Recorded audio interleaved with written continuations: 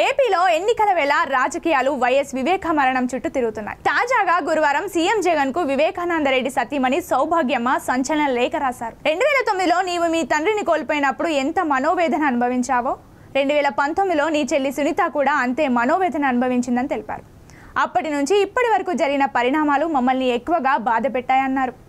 మన కుటుంబంలోని వారే హత్యకు కారణం కావడం, హత్యకు కారణమైన వాళ్లకు నీవు రక్షణగా ఉండడం బాధేసిందని, నిన్ను సీఎంగా చూడాలని ఎంతో తప్పించిన మీ చిన్నాన్నను ఈ విధంగా నీ పత్రిక, నీ టీవీ ఛానల్, సోషల్ మీడియా, నీ పార్టీ వర్గాలు తీవ్ర రూపంలో మాట్లాడడం దారుణమని చెప్పారు. న్యాయం కోసం పోరాటం చేస్తున్న నీ చెల్లెలను హేళన చేస్తూ, నిందలు మోపుతూ, దాడులకు కూడా తెగబడే స్థాయికి కొంతమంది దిగజారుతుంటే నీకు మాత్రం పట్టడం లేదా? కుటుంబ సభ్యునిగా కాకపోయినా రాష్ట్ర ముఖ్యమంత్రిగా అయినా ఇదేనా నీ కర్తవ్యమని ప్రశ్నించారు.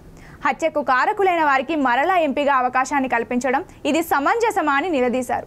న్యాయంగా, ధర్మంగా ఆలోచన చేయమని ప్రార్థిస్తున్నానంటూ రాగద్వేషాలకు అతీతంగా పరిపాలన చేస్తామని ప్రమాణం చేసిన రాష్ట్ర ముఖ్యమంత్రిగా న్యాయం, ధర్మం, నిజం వైపు నిలబడమని నిన్ను వేడుకుంటున్నా అని లేఖలో సౌభాగ్యమ్మ పేర్కొన్నారు.